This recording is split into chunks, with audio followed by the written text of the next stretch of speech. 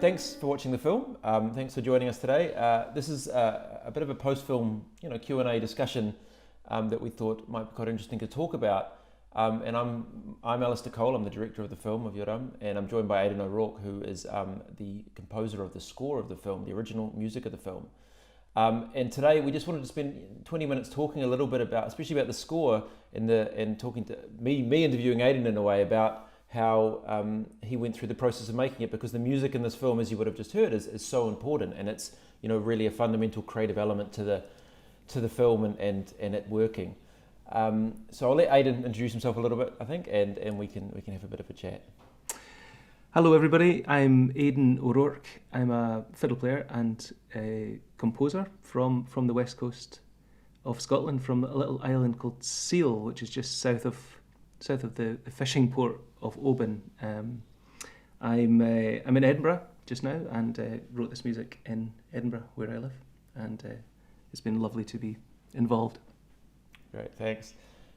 So I'll sort of start from the start a little bit, because when the concept of this film was always built around sound archive, contemporary visuals, and music, and to be honest, I always sort of had Aidan and a band that people may know him from, called Lao, their music in mind, and with a type of film like this, it really started from a concept, and the concept needed to be tested, and so after we had sort of filmed and worked through a lot of the archive, we built up a bit of a 20-minute concept, and that was actually what I approached Aidan with. So this is before we'd really edited everything, so it was quite early on in production. So I thought maybe, Aidan, you could reflect on the concept of the film, and where you obviously agreed to come on board, which we're very thankful for, but also it was, I suppose, the starting points musically for you of engaging with this project. I mean, initially I thought you came to me with a straight up documentary. That's what I thought the initial points of contact were, and which was interesting because it was a fishing documentary about the fishing industry. Being from the west coast of Scotland, I was obviously interested in it. I was brought up on an island. Many friends were fishermen, and I know how hard it can be. I know the hardships of that lifestyle and how unpredictable it can be, especially on the west coast. So I was drawn in. This was by email. Thought very interesting, and then I met with Alastair, and he explained the multi-layered concept, which was hugely interesting to me, because immediately there's so many parallels with the music I make, which is based in traditional music. It's traditional, it's based on a lot of studying of archive music, but placing that music in a contemporary context. So immediate parallels with my way of writing music. So it was very, very, very interesting from the start. Yeah, and I think that was sort of also, what I heard in Aidan's music originally. And we moved forward, and Aidan came on board, and I suppose it'd be interesting to consider some of the different elements that, as a film, there's two elements: there's the kind of location and the fishing, the visual side of it, and also the archive. And as you sort of began writing, I suppose we should jump forward a little bit, because Aidan sort of started writing as we were finishing the rough cut, which is quite early for a film, actually. Normally you would sort of deliver a final film and the composer would respond. But we consciously, moved in a bit of a different direction. So I think, and that was something that Colin Money led as well, the editor, which was very much a three-person conversation at this stage of the film. And while we still had a lot of editing to do, we really wanted Aidan to come in. So I think it'd be nice to look back on how maybe the archive and location fed into those early ideas, and to come up with what is a lot of music. Yeah, it's 60 plus minutes of music in the film. It's a real. The archive sounds were a real gift of a starting point. There's so much melody, so much history, so many nuances built into even the spoken dialogue, never mind the sung dialogue. So it was really interesting, endless cache of ideas and ways of presenting that. And in some ways, there was so much music to make, but there was there was so much to feed off, and there was so much respect from me towards the archive that I felt that my job, in many ways, was to keep out of the way of that archive. So rather than responding viscerally to the images and the vast seascapes, which could have lent me to overwrite for this project, because it was, if I'd taken that as the direct influence, I don't think it would have worked as well. But because my main point of reference and influence was in weaving around the archive sounds, I think I made a score which is much more understated than I would have made if I'd made a score about the sea and about fishing boats. And so that was my main thing. And I took I kind of stole an idea, or took a huge bit of inspiration from a composer called Cassandra Miller, who wrote this amazing piece of music called Traveller Song, where she dug out these old Alan Lomax field recordings, and this one in particular was a Sicilian folk song, where she put on headphones, she listened to the folk song, and she improvised, or she sang along with this archive recording, and she accompanied herself on the piano. And the resultant track, she took away the archive, and the resultant track is her kind of improvisations verbally or vocally and on piano. And I used that technique quite a lot through this, in the making of the music for this film. So I'd be listening to the archive with my headphones on, playing my fiddle along to the on many instances the spoken word, and finding the little nuances and the little layers of melody that existed within them. Then I took that away, and that was my starting point for quite a lot of the music I wrote. Great. That is really interesting, and it's an amazing way, I suppose, respond to archive in a really, I suppose, clever but different way to consider it.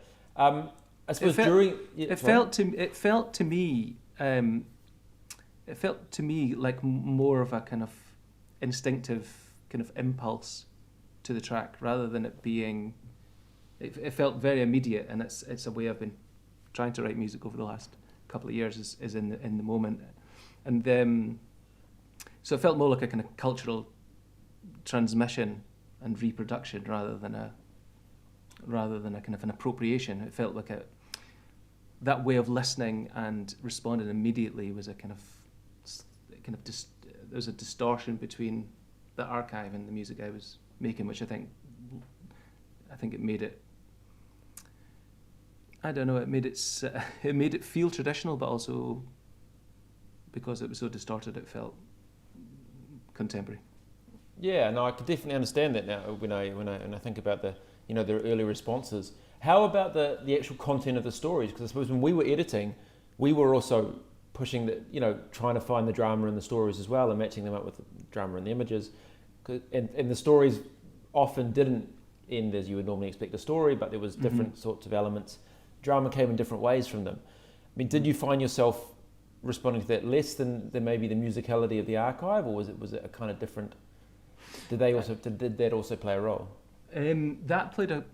The actual topography of the story kind of played out in the way I would arrange it or the way we would perform it. But the actual music that I wrote originally was purely through the audio of the Gaelic, which I could understand maybe 10% or so. So I wasn't really following the story But in the moment when we then used that material as points of, there was a lot of improvisation around these little melodies that I'd written, and my choice of collaborators on the score, I deliberately chose a core team of jazz musicians because I knew they'd be able to improvise with the material. And at that point, we had the story and the translation of the story. We were quite aware of what was going on there, and we'd follow it on a screen in the studio, and there was a definite connection to the root of the story and the root of the way the music was improvised. Yeah, no, I can definitely understand. I mean, it would be interesting to hear a bit more about that choice of instrumentation, because I know for me, we knew your fiddle, we knew the kind of the soundscapes that you're famous for with your fiddle, and the work that you also, layer up those sounds, but you also chose something that I suppose is a little bit different for people that do follow your work, the instrumentation that came with this film, because you were throwing ideas at us as well about instrumentation, which was great, right? Like, it was really interesting, but it would be interesting to hear a bit more about those choices, because there's a few really key people that were with you all the way through, but key instruments as well. Yeah, well, the core trio was myself on fiddle and a kind of array of effects, which meant that I could capture little phrases and little textures and repeat them. I use a loop pedal. Without getting too technical, it's basically a way of reproducing little bits of sounds, which then goes through a kind of reverb pedal and creates these kind of vast soundscapes, which we can all hear in headphones and respond to live. Graham Stephen on electric guitar, who's an absolutely world-class Edinburgh-based musician who's done a lot of work himself on silent film scores, live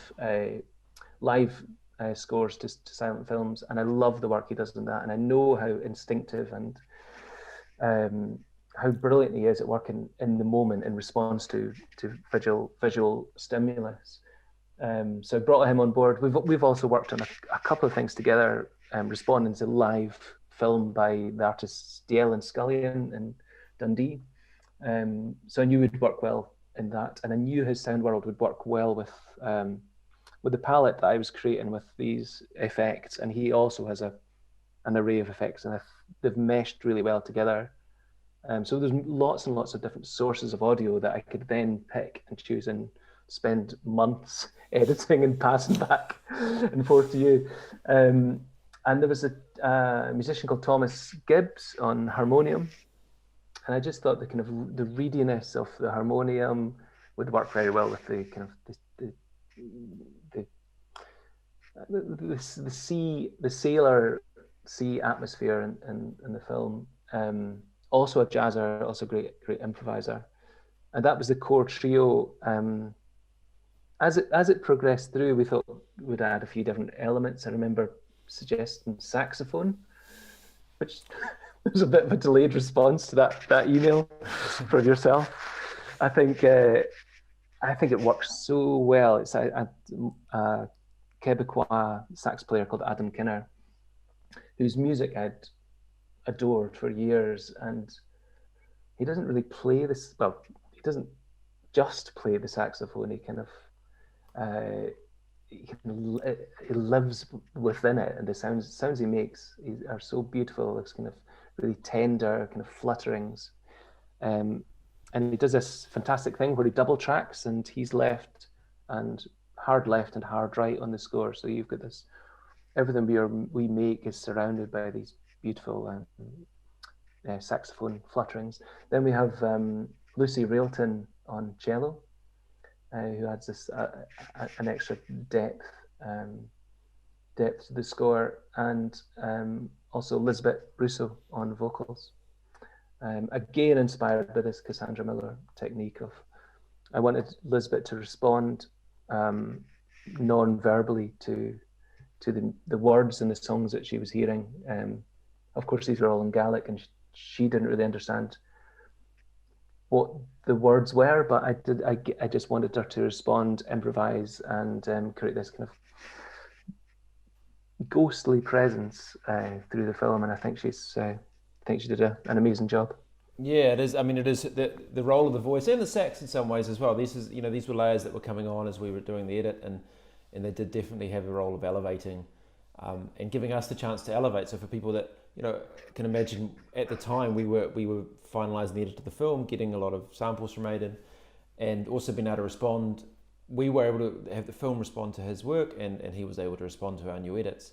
So it was a very collaborative kind of way to make the film, which was, which for me felt very natural for any film really, but also I suppose for this film where the music often was, was leading audiences through certain territory as well. We were strangely fortunate, because you mentioned how long it took, and it did take a long time. But COVID let us just keep working on this, and I think for me anyway, it let us get the film to a place that we were really happy with, that maybe we wouldn't have had the time to if we all hadn't been stuck inside. But we were also doing it remotely. Maybe just if you wanted to reflect on that period, because you got into the studio just in time, effectively, didn't you? We lost the last 2 days of recording because of lockdown, which was obviously frustrating. But we were even the couple of days before then didn't feel quite right, and nobody was really sure. Things were escalating in Edinburgh, and then lockdown happened, and I cancelled the last 2 days. But I'd got enough material in that week before to work through, and then without being they talk now about toxic positivity through lockdown.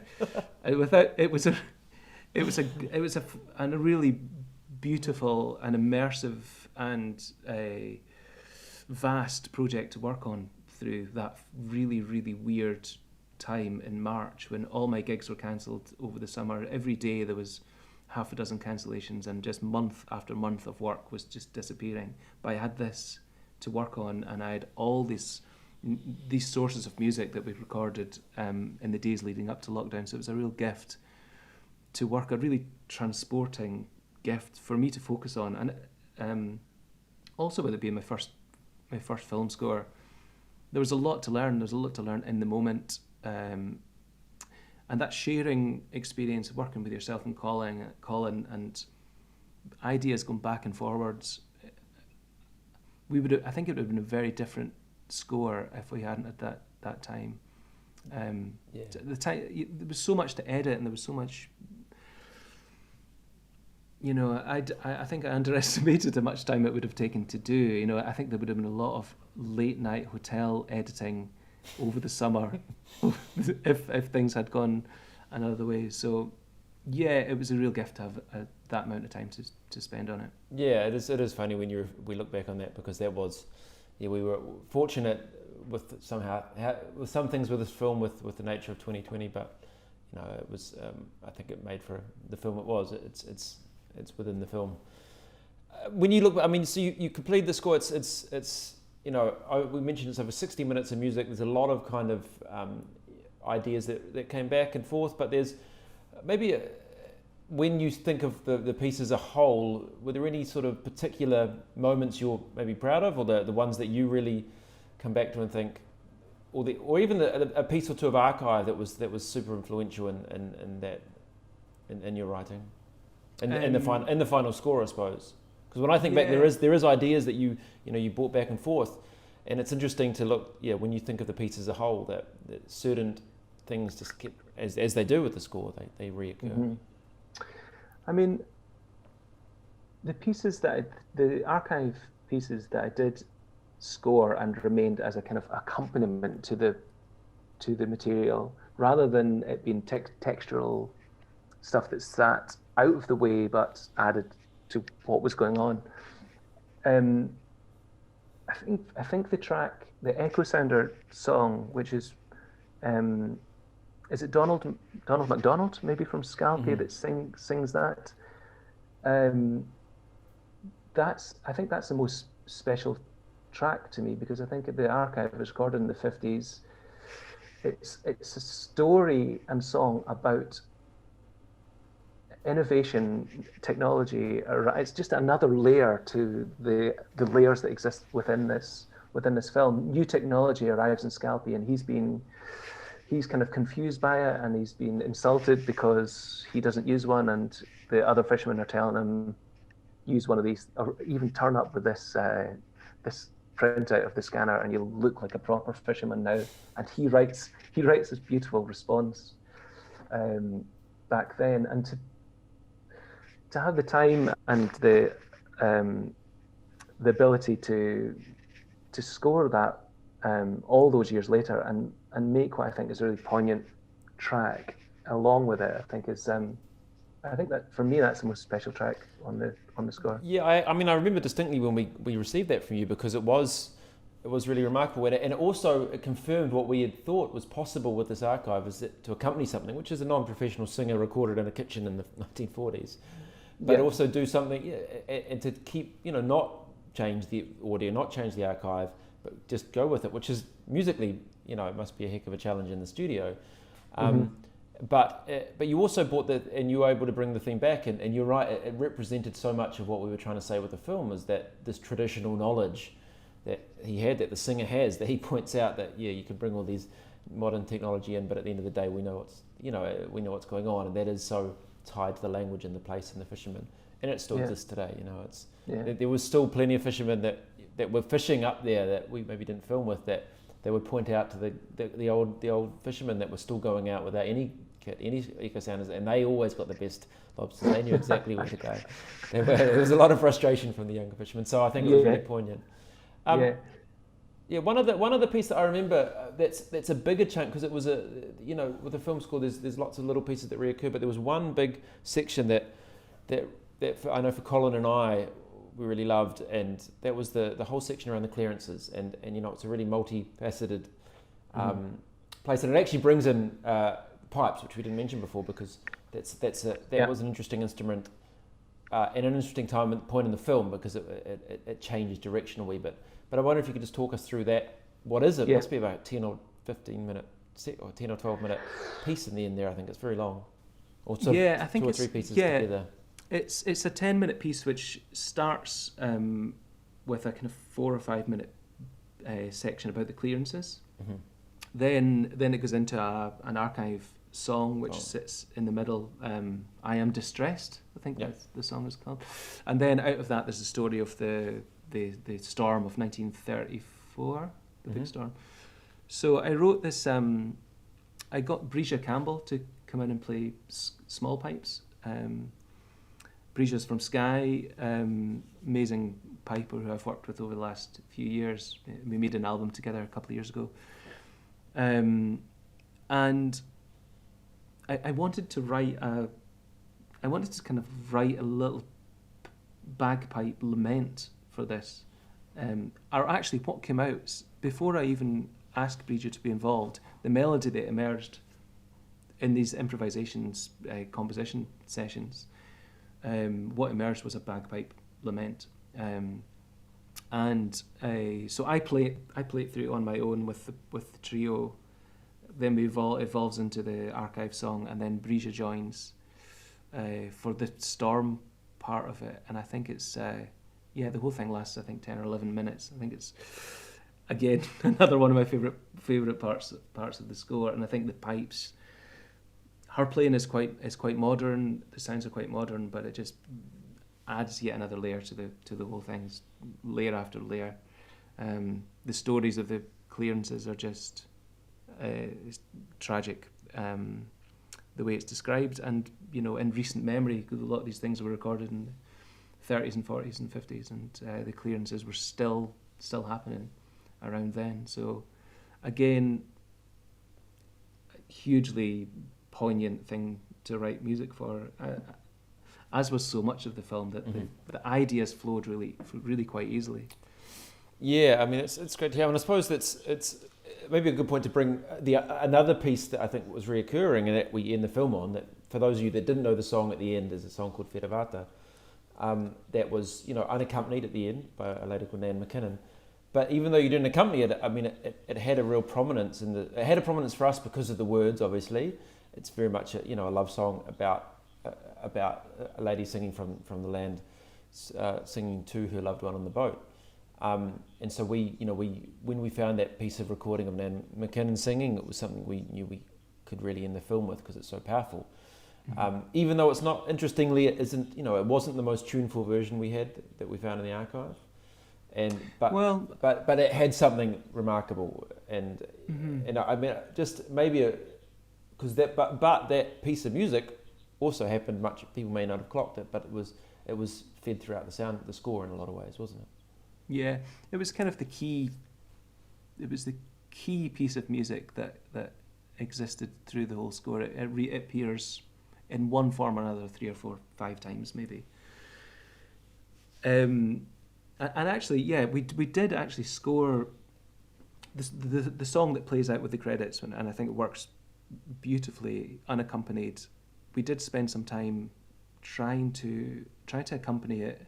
The pitch wavers, like a lot of the archive songs, it didn't seem hugely important to stay in tune, actually. But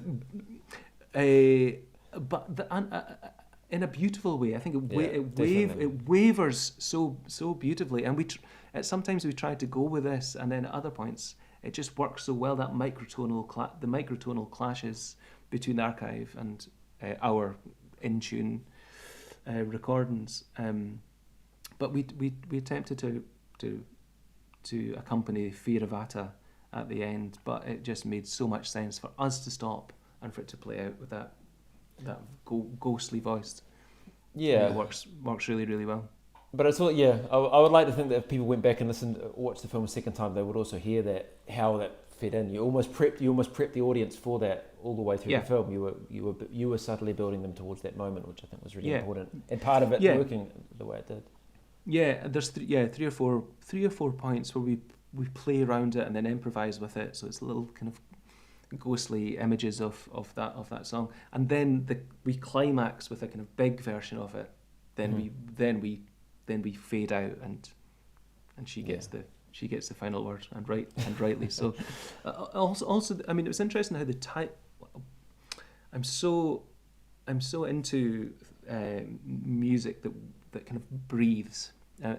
Music that's stuck to this strict meter. I find quite difficult these days, and accompanying all these archive songs, even the kind of rhythmic ones that were for, communal singing, the walking songs or working songs, the way the time moved within them was really, really interesting, and it was really great for us. It made us listen not just to the archive but to each other so closely when we were in the studio. It was a kind of, you're really listening to all the detail and on all the nuances. And though we were apart in the studio with headphones on, I think you can really tell that there's so much listening going on. It's made for a really special soundtrack. Yeah, I think so too. And actually, on that note, I mean, we should give a shout out to the studio and the engineer, who was a big part of this as well, because that was, Stuart was key to making this happen. And the sound's quite a particular. It's from a particular place there. Yeah. I chose a studio that I knew would have enough space for us to play in the same room. It was really important to me that you can hear the other instruments and other microphones. I think that's really made for this, rather than a kind of really clinical sounding recording. It feels like a kind of communal experience, and the studio Stuart at Castle Sound did a fantastic job in that. Great. All right. Well, I think we should wrap things up there, or we'll just keep talking probably. But maybe a little bit about, because it is coming out as an album in the not too distant future. So maybe just let us know sort of what the plans are there. Yeah. It'll be released in the summer on Reveal Records as a original soundtrack album. Great. We'll look forward to it, and keep an eye. And we'll obviously have information about that on the Iorram website or on Aidan's website or wherever you find us. Thanks a lot, Aidan, for chatting. Cheers. Thank you to all you who have watched it and enjoyed the film. And we are online. You can find us on social media and all these places. And feel free to contact us, and if you have questions or these sort of things, we will endeavour to respond. And thanks a lot.